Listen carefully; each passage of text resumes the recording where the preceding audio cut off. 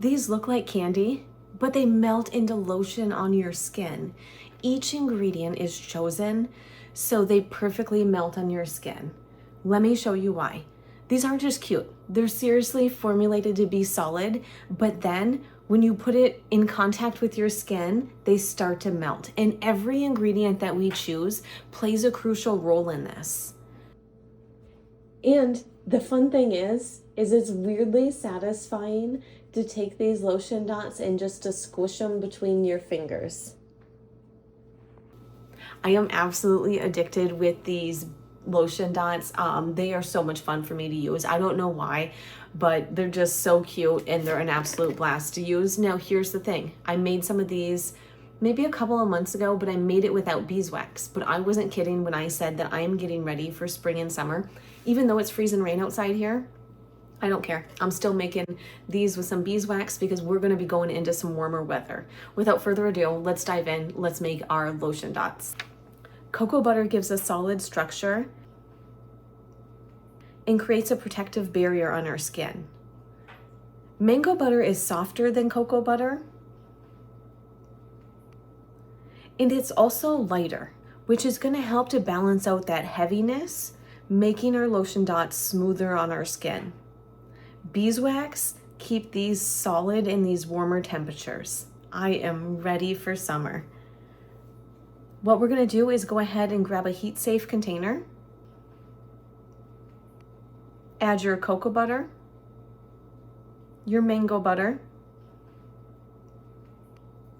and your beeswax.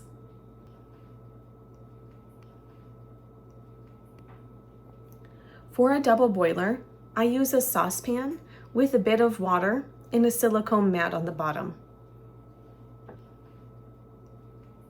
We want to melt these on a low heat, and we're going to come in while it's melting and we're going to be mixing it. We do this because we don't want to overheat the butters. We want to make sure that everything melts evenly. So when you're melting this on the double boiler, you want to make sure that it's fully melted before you pull it off. A few times I thought it was all the way melted, but there's little bits of beeswax that isn't quite incorporated all the way, and you want to make sure you have them all the way melted before you pull it off. I don't know how well you can see right here. It looks like it's melted, but when I give it a good stir, there's little bits that aren't. So make sure it's fully melted before you remove it from the heat.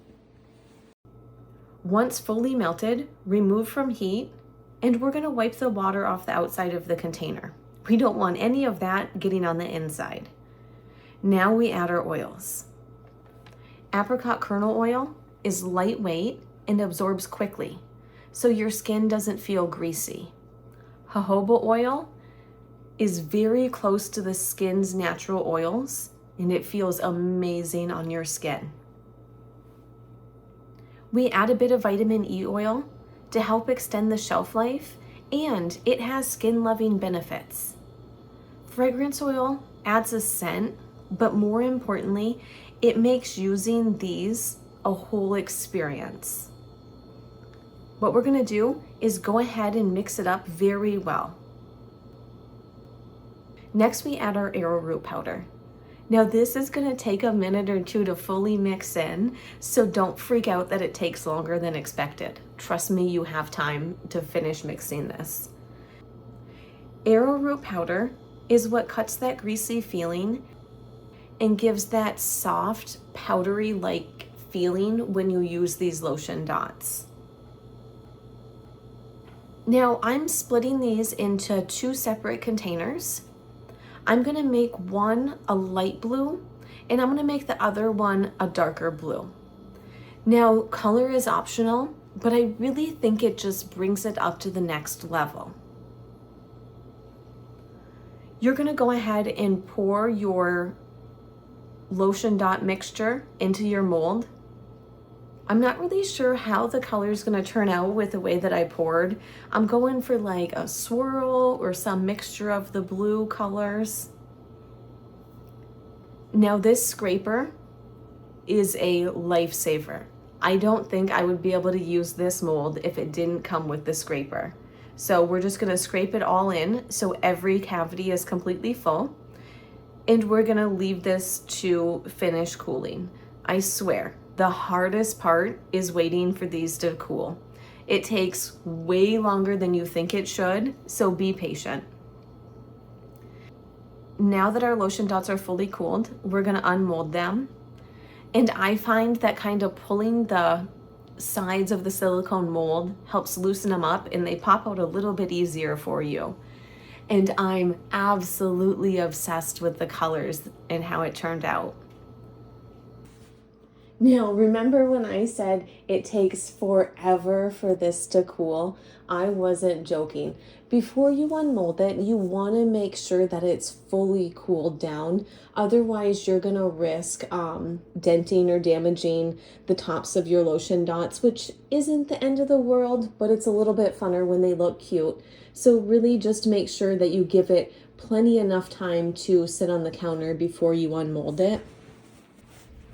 And as always, no video would be complete without me doing a demonstration on actually using the lotion dots. So as you can tell, once I put it on my skin, it's gonna start to melt. And you can either let it melt in your skin or you can smush it up and then just rub it in. Either way, it is a delicious treat for your skin. These lotion dots stay solid at room temperature because of the butters and the beeswax. But the second they hit your skin, body heat melts them into a lotion. I am absolutely obsessed with these. What I like to do is just grab them and pop them into a plastic container with a lid, and these are perfect for taking on your next vacation or the next time you're going somewhere, or even just to use. They're a little bit funner than just putting lotion on. I really hope you enjoyed the video. I hope you enjoy making and using your lotion dots as much as I did. If you haven't done so already, be sure you hit the like and subscribe button down below. Also, I do put the full recipe, substitutions, everything you could ever want to know about lotion dots over on my website, which is summerrain.website.